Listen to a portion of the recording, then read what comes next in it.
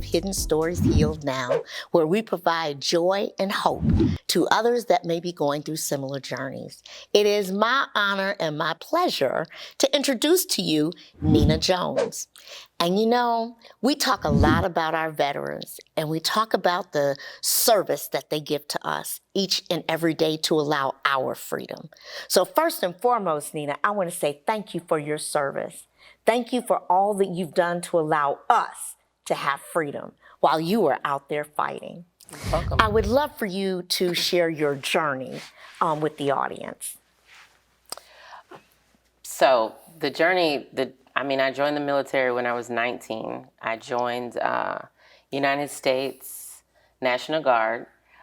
By the time I was 24, I was home from Iraq. I had become sergeant. I stopped in Wisconsin to pick up my little brothers.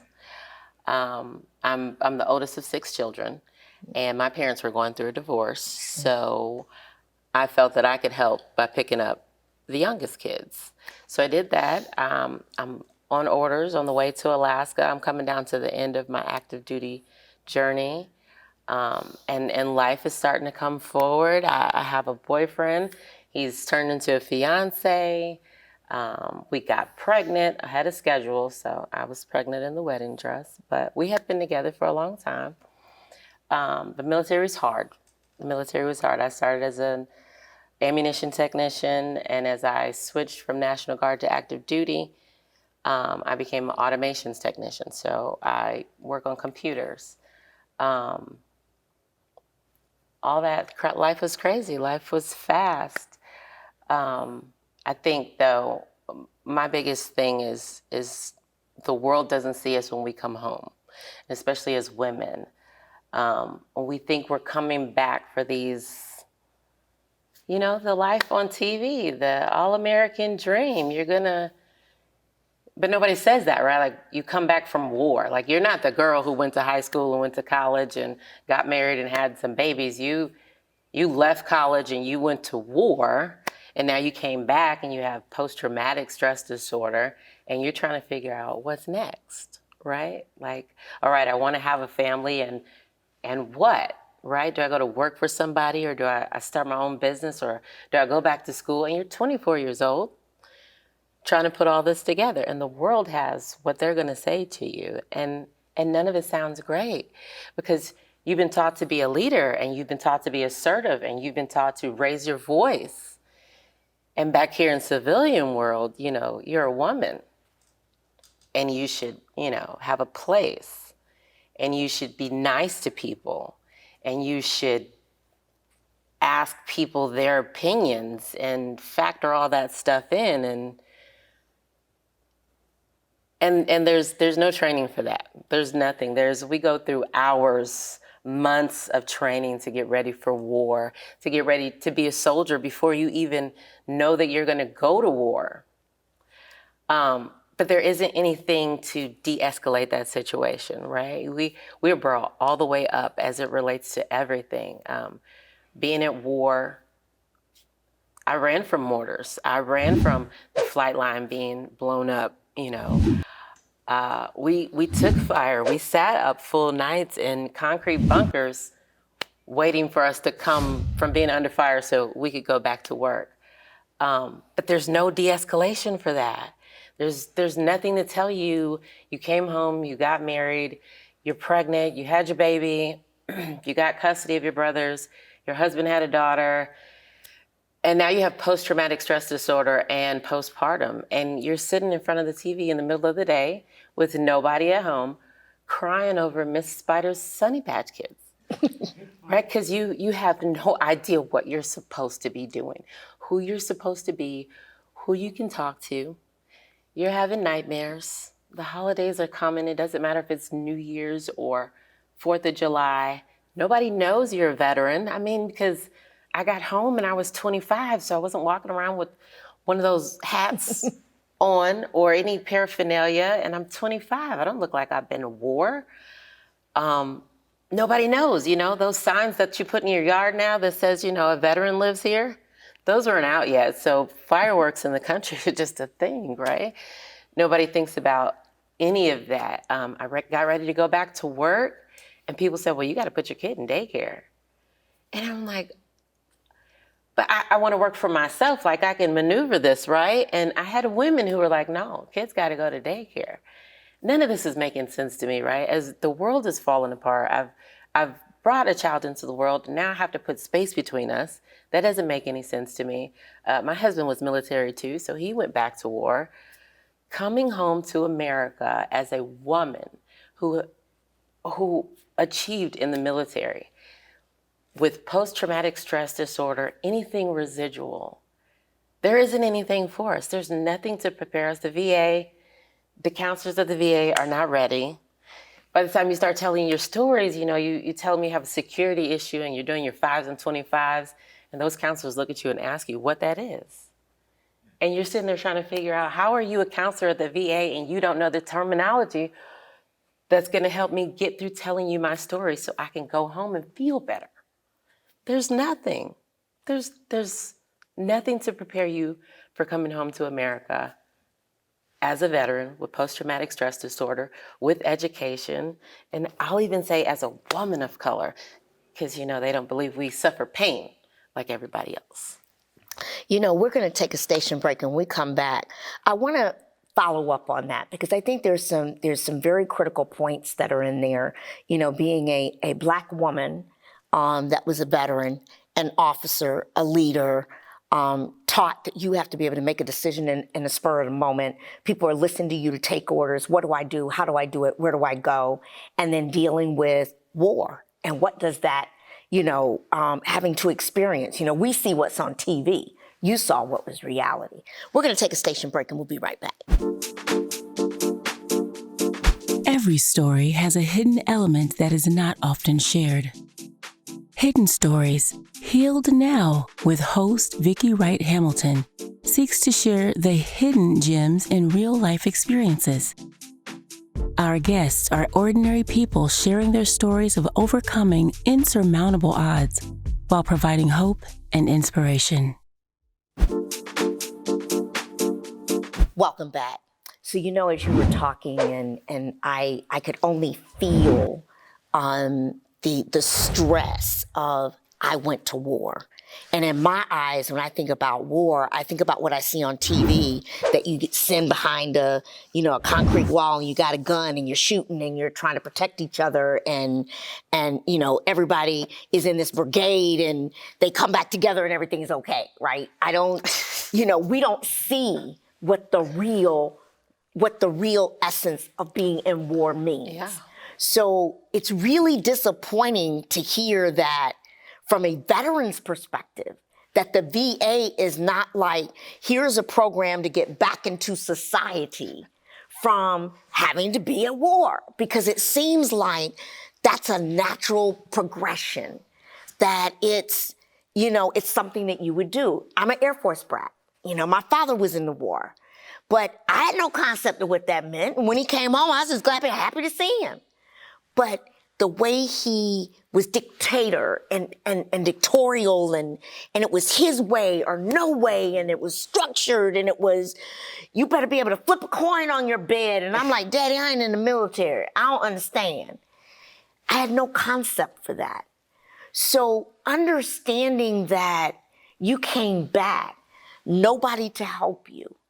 First of all, when you were trying to raise this child, and you were having these feelings, how were you able to separate those feelings from being a good mom or a good wife as you're dealing with, okay, I got to come back into society, and what am I supposed to do?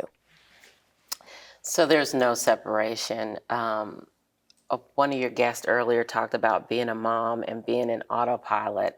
And the thing about me is I was always a mom. I'm the oldest of 6 kids, and I have 5 little brothers, right? I was always a mom. So that was never a thing. My brothers being in tow, that was never a separation, could never. Even when I went to the military, 2 of my brothers went and deployed to war within a week and a month behind me. So there is no separation, and there is no there's no guideline. There's this baby who can't do anything for themselves, and that was a thing for me, right? I've been in adult worlds. Even when I came home and got my brothers, they're teenagers. I got married, my stepdaughter, she's a teenager. This baby doesn't do anything, and it doesn't even talk. I used to say it too, like, speak English. Right? Speak English. I will say, luckily enough for me, my husband was in service, so he was not present. Mm-hmm. And so that was my benefit. I didn't necessarily have to be present as a wife every day, all day. I always had to do my mom duties, trying to maneuver, figuring out how to get to VA and how to start talking to them was a task. I mean, I went to counselors who told me things like, and because, my whole life there was a format. My dad was Air Force, short period of time, but my dad was Air Force. So the way that we did things was always in order, right? So that I'm going to a doctor or a counselor didn't mean that I was going looking disheveled. It still meant that I was going to get up and put my clothes on and put my makeup on and put my earrings on. And the day that I got to a counselor and he sat and he listened to me for 10 minutes and then he said, listen, I need to stop you. And I said, okay. He said, let me tell you what your first problem is. I said, okay. What's my first problem? He says, you look like nothing's wrong with you. No. You look like nothing's wrong. Everything looks like it's all right. That's your first problem, right? So now I'm back in a whirlwind. I mean, like, am I supposed to show up at these appointments looking like I can't button my own clothes? Should there be baby puke on me? I mean, should one of my heels be broken? What should I be doing? And then so now I'm at a crossroads with counseling. They send you to these now counseling. Now they want to, because I'm angry, right? Now I'm frustrated, and that word was thrown at me a lot. Angry. You're mean. You're angry. I'm not angry. I'm assertive. I know exactly what I want and where I want to be. I know where I want you to be right now. I'm not angry. I'm angry at the fact you think I'm angry. And this bothers you emotionally, and you can't go from here, right? The next step with the VA is medicine, though, right? I think I was on 6 different medicines over time to deal with me being angry or the fact that I had a reaction. I don't know if that's not human or my military reaction was too much for people, right? But the medicine was to calm me down. I think I was on Zoloft by the time my mom was like, listen, you got to stop. You're a zombie. Like you don't cry. There's no evaluations of emotions. People either are wrong or right with you. And it had gotten to that point. It got worse for me trying to do counseling. My marriage did begin to break up. And as we separated, I got an apartment. By this time, I have a second kid. My adopted kids and my brothers are out of my house. But at this point, I can't leave the apartment. My mom's got all my numbers. She's got extra keys to my house. She can go get the keys from daycare. I am literally having daily breakdowns trying to figure out how to get out the front door because the counselor says I should look a certain way. VA is not responding to me. The world is telling me that, yeah, I should look a certain way and carry myself, and I should do different things with the components of my family that I'm working to build. There's nothing that says it's okay to sit down and cry. There's nothing that said that. There's nothing that said it's okay for somebody to hug you. You're not going to break if somebody touches you. There's nothing to tell you that. And by this point, I'm so wrapped up in everyday life, I can't deal with people just walking up to me trying to hug me.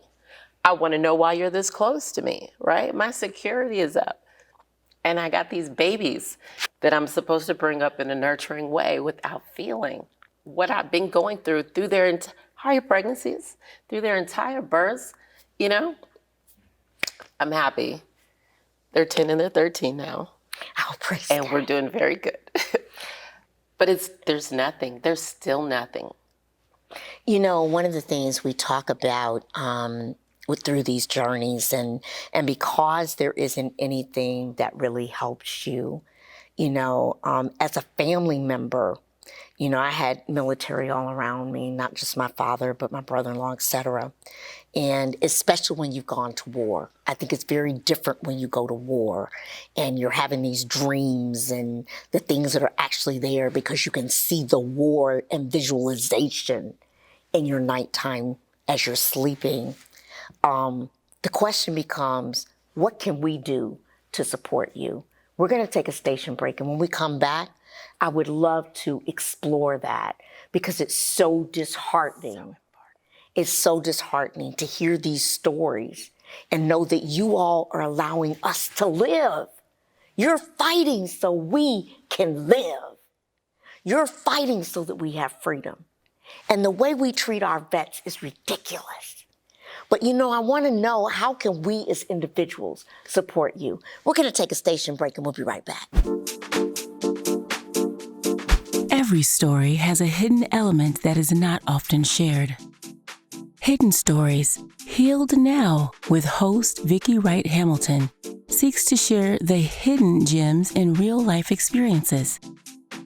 Our guests are ordinary people sharing their stories of overcoming insurmountable odds while providing hope and inspiration. Welcome back. So, what can we do? How do we support you? When you come back out of the military and you're coming into civilian life and, you know, yeah, it's true. We get everything from the angry black woman to, you know, the B word because we're being assertive, you know, and then it becomes, no, you're aggressive. You're not assertive, you know, when you're trying to fight for things and you've gotten all this leadership, great leaders from the perspective of getting things done. What can we do to support you? I will say, as soldiers, and we'll fight it, we will fight it, but we need hugs. As women, we need to be reminded that we're women again, and that it's okay for us to be soft and for us to be sensitive. It's a good idea to take us by the hand when you're going to do whatever, grocery store shopping, you have a project. It's necessary to take us out of the places that we think we're supposed to be in and help us reunite with what is our new life, what is civilian life. Everyone is so sure that we know what we're doing, and we don't know how to say that we don't necessarily. So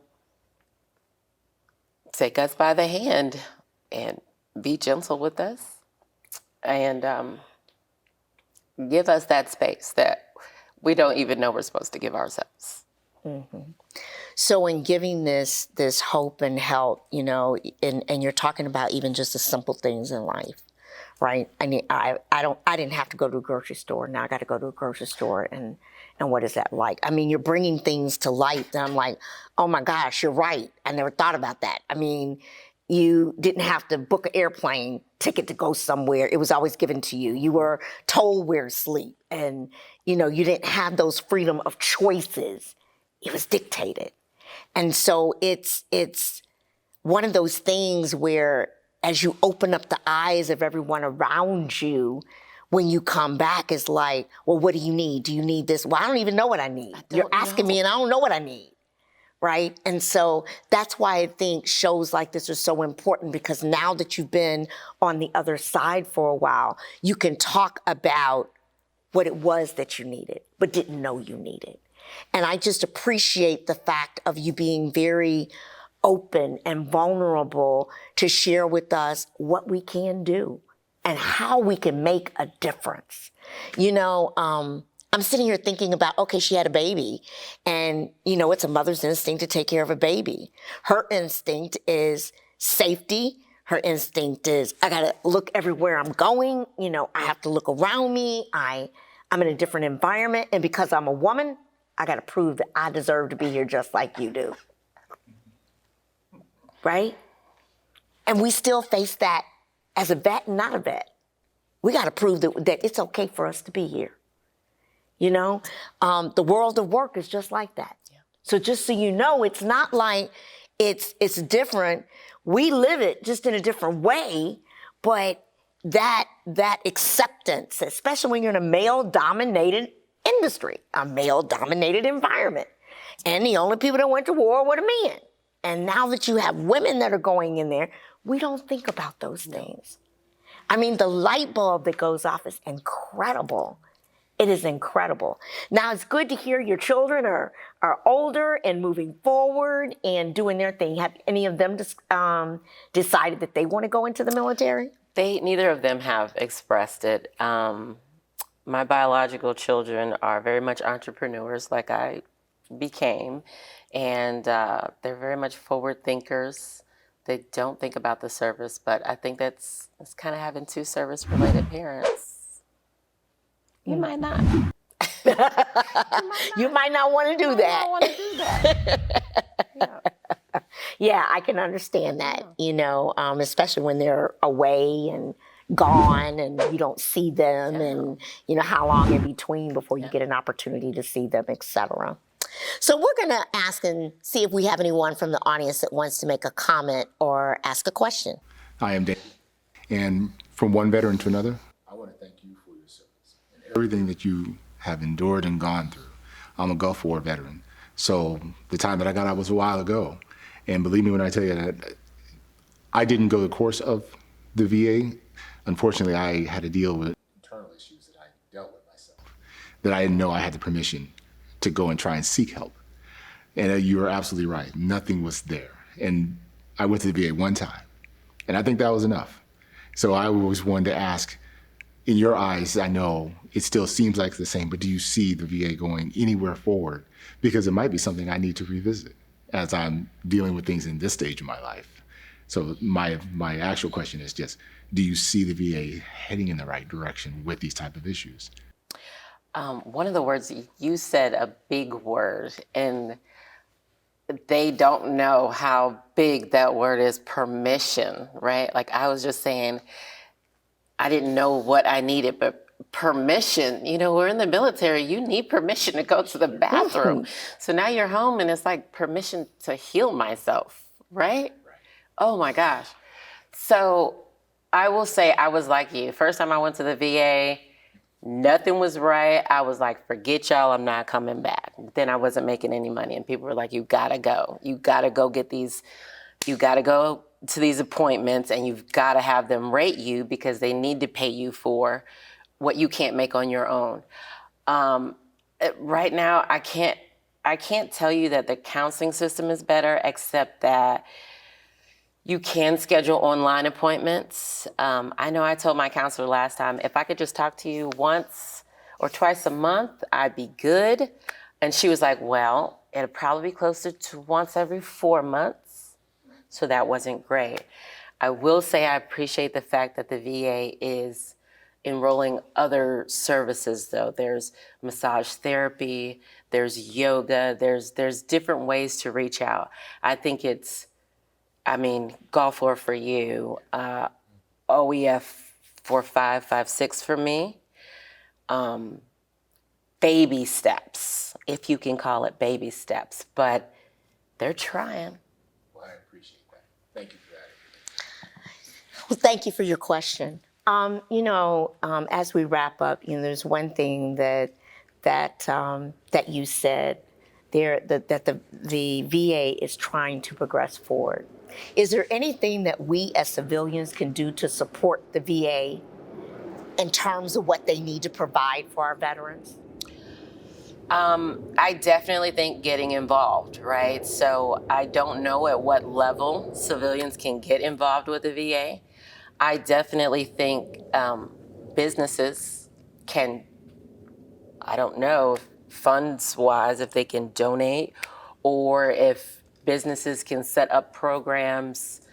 Small businesses want to do a lot of things, so I don't know if small businesses are interested in setting up programs and then requesting that the VA come in and be a part of it, or that the VA come in and find their way into the community that way. That would be an idea that I have. It's very much like the military, though, in that things go up a chain a lot slower than they come down. Mm-hmm. So I definitely would say to veterans, though, we have the permission to push for what we need. If we don't use our voices to do that, though, just like we didn't know what we needed coming home, they don't know what they're supposed to put together to help us if they don't know what the issues are. We've got to keep speaking up. We've got to keep writing comment cards. We've got to keep coming up with ideas and at least putting them in the box. You know, I really appreciate you coming on today. And as you're sitting here talking, as my mind is going, I'm saying, I see a business opportunity. Maybe an entrepreneur can have a business where they're offering programs to veterans that are entering back into the civilian world and get a deal, you know, going that way. Now, we got to go through government and all the rest of that. So as you said, it may take a year to get there. But if the need is there, it sounds to me like there's opportunity. So it's all about making opportunity out of those things. I want to thank you so much for joining us today. And I want to thank you all for listening to another episode of Hidden Stories Healed Now, where we provide joy, hope, and we allow others to be able to see it will be okay through the journey of others. See you next time.